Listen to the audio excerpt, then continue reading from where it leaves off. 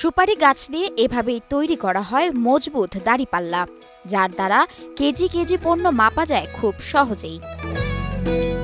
দাড়িপাল্লা তৈরি যেন খুলনার ফুলতলার হারিয়ে যাওয়া এক ঐতিহ্য, শত বছরের এক গল্প, যেখানে গাছ থেকে সৃষ্টি হয় কাঠের জীবন, যেখানে মিস্ত্রির হাতে সুপারি গাছ হয়ে ওঠে সত্তার সাক্ষী।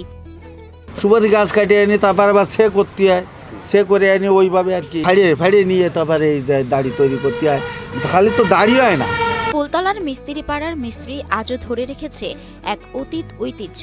সুপারি গাছ কাটার মাধ্যমে তারা তৈরি করেন নানা আকৃতির ছোট বড় দাড়িপাল্লা, যা একসময় ছিল আমাদের জীবনের অমূল্য অংশ। একটি দাড়িপাল্লার ভেতরে লুকানো থাকে কঠিন পরিশ্রম, মেধা এবং শিল্পের রচনা। দক্ষ হাতের স্পর্শে তা রূপান্তরিত হয় দাড়িপাল্লায়। নেই কোনো তাড়াহুড়ো, শুধু নিপুণতা আর যত্ন। একসময় এখানে প্রতিদিন তৈরি হতো 20 থেকে 30 হাজার দাড়িপাল্লার বাট। এক এক করে সেগুলো চলে যেত দেশের বিভিন্ন প্রান্তে, এমনকি শহরের বাজারে। আগে অন্তত ধরেন 30-40 বার, এখনো এই আমরা বানাচ্ছি টুকটাক করে, আর ওই পাশে একজন দুইজনই আছে। এখানে মিস্ত্রিরা শুধু কাঠের টুকরো কাটে না, তারা কাটেন পরিবারের স্বপ্ন, পুরনো দিনের স্মৃতি। বান্ডেল থাকলে প্রতি সেনমানিতে টাকা বাঁচবে। বিকাশ সেনমানি বান্ডেল কিনে জিতুন প্রতি লেনদেনে।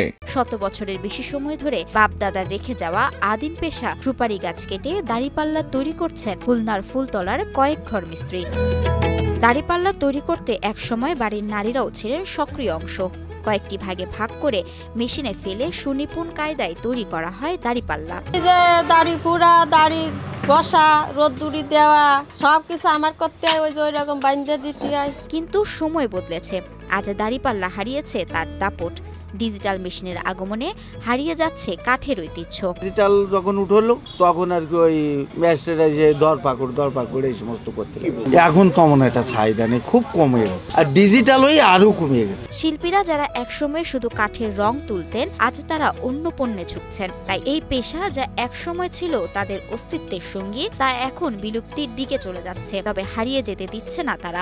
পুরুষ ধরে আর কি এই করতেছে। দাড়িপাল্লার পাশাপাশি নতুন নতুন পণ্য তৈরি করছেন কারিগরেরা। ছাতির বাট, কাঁচির বাট, রান্নার কাঠি সহ তৈরি করছেন বিভিন্ন পণ্য। তবে সেই দাড়িপাল্লার দিনগুলো স্মৃতি এখনো তাদের অন্তরে জীবন্ত।